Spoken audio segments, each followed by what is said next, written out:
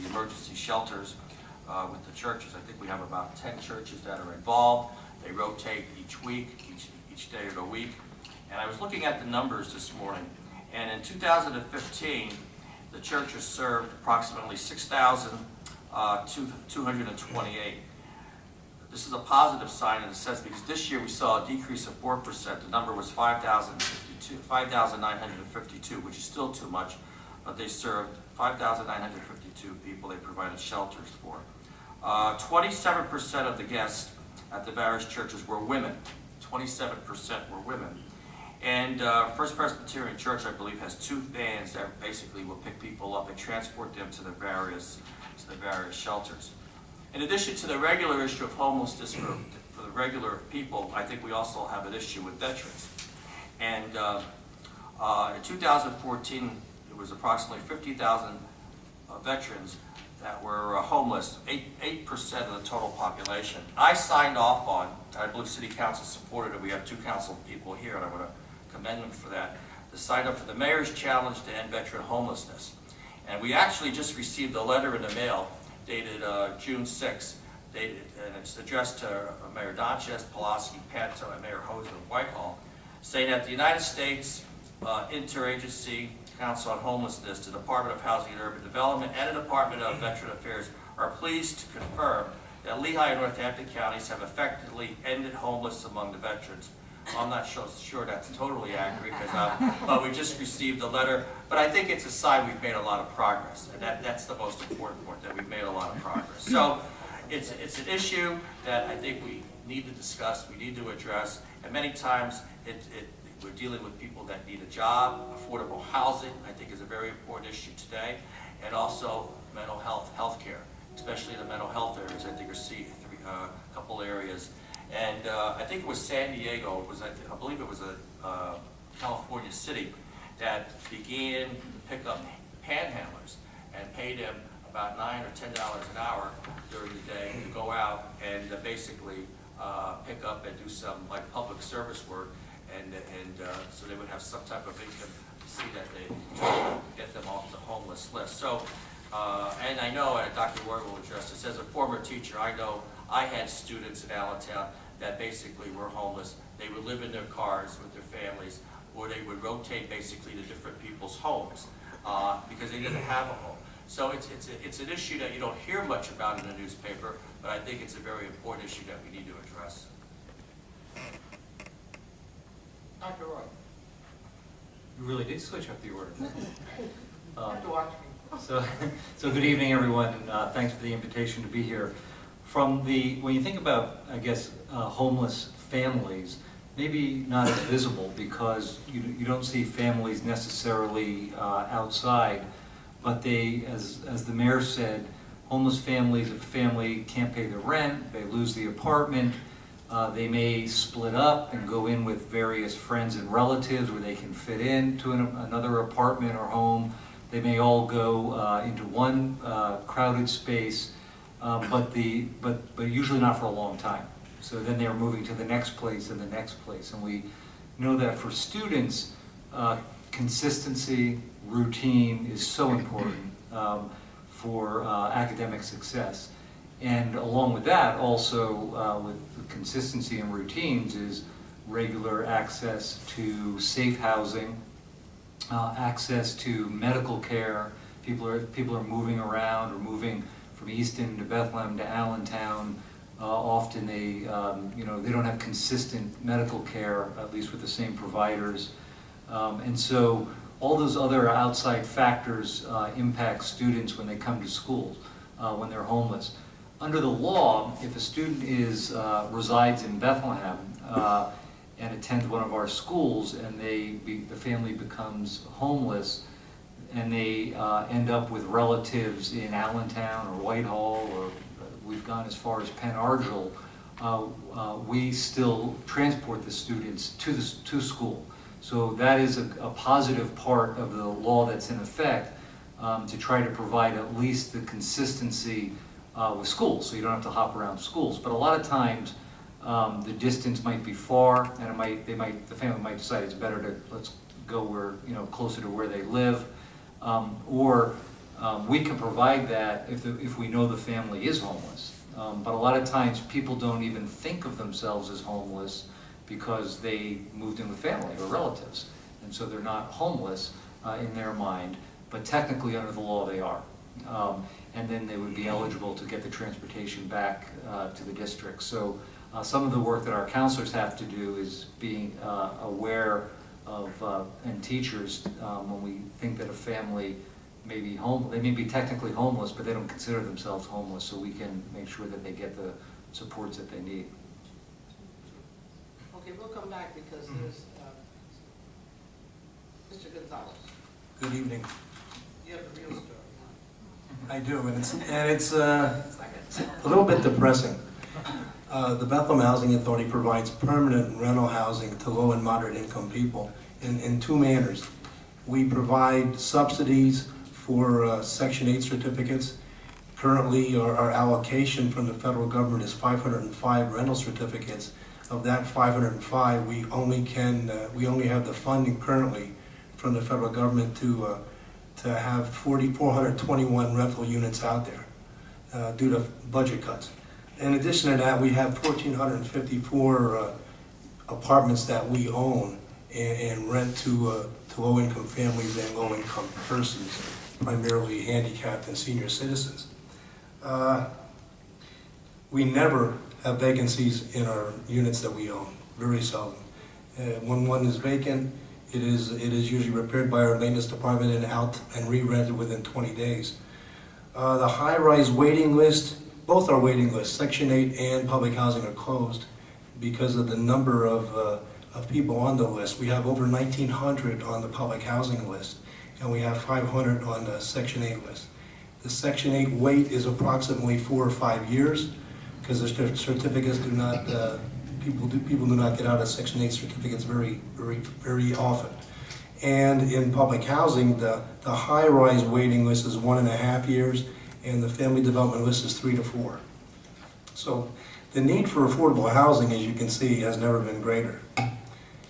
However, with all that being said, the budget that will be before our federal government in 2018 is going to project a $600 million cut to the Public Housing Operating Fund, which we run our units of and run our programs on.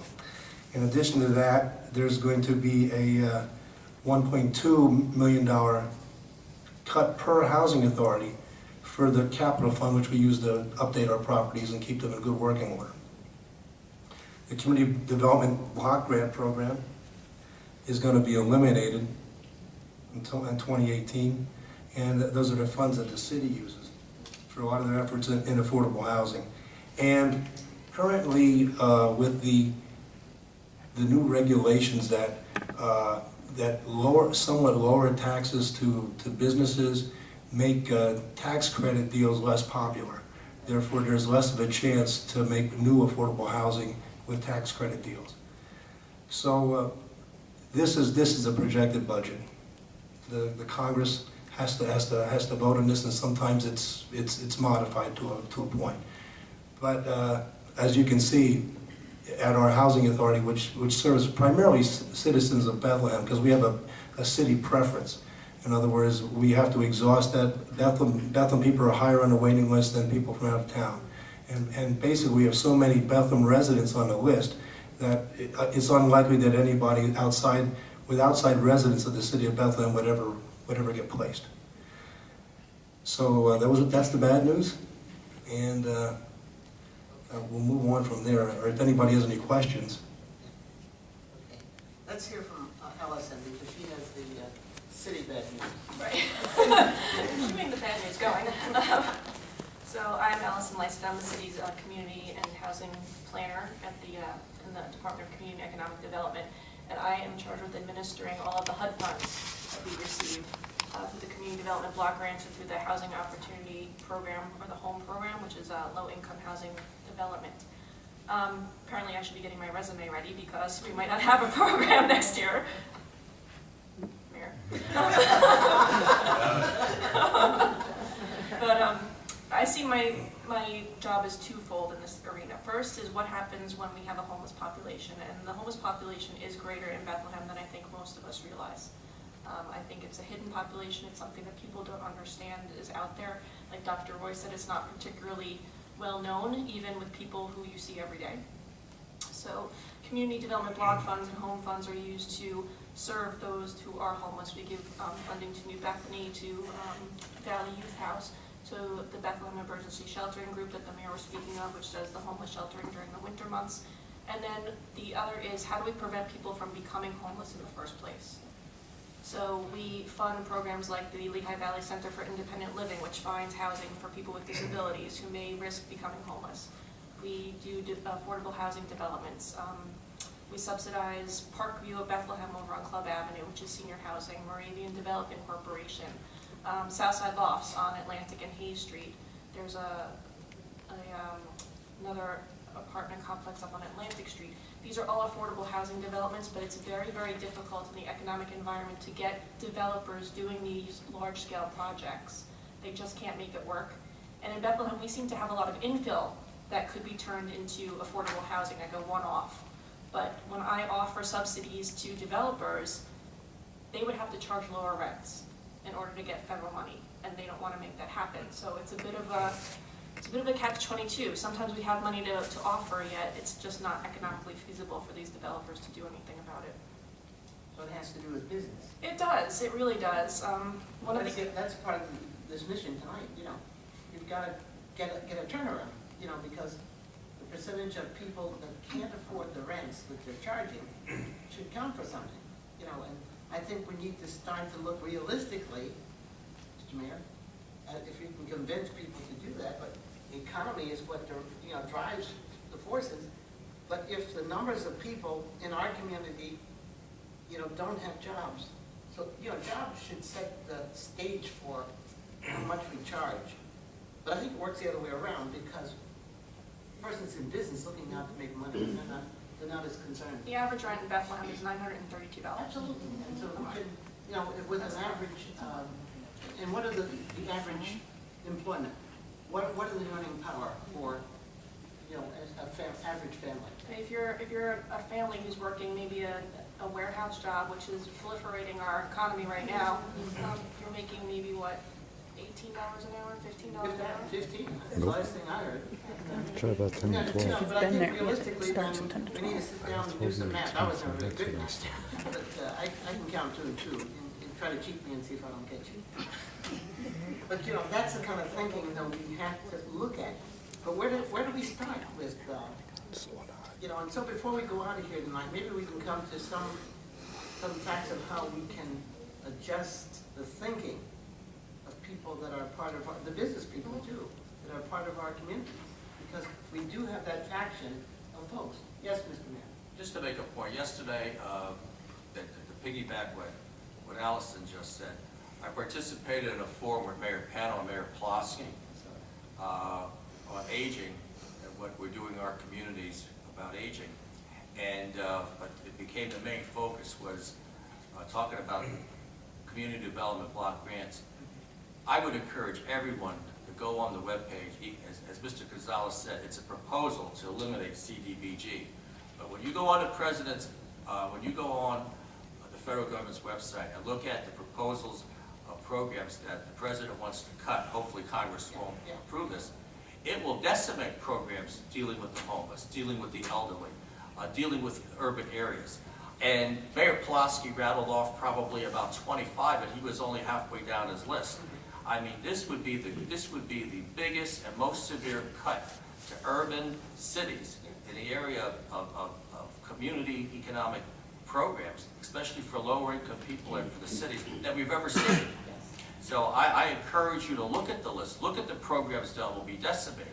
I mean, we're not just going to have a reduction if this were to pass the CDBG, as Allison said. We would go from $2 million to 0, not a reduction.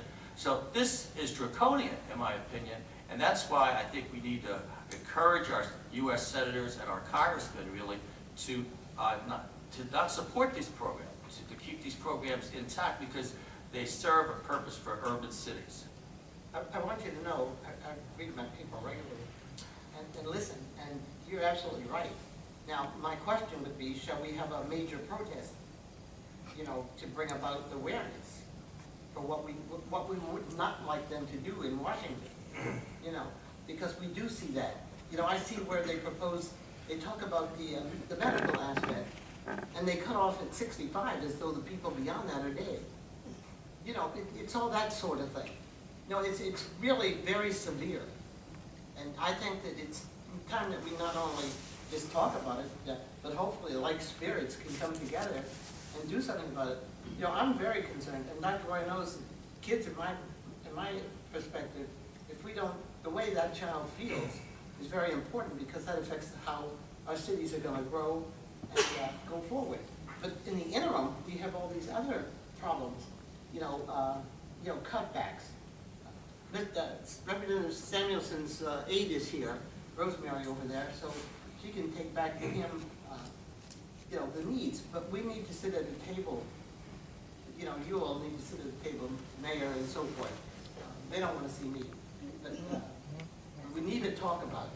But, if I may, sometimes they don't even, you know, Mayor Panto, myself, Dr. Roy, everyone up here is just one person.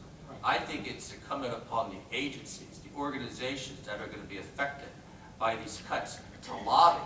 Yeah. Because those are the people that have more influence than one individual up here.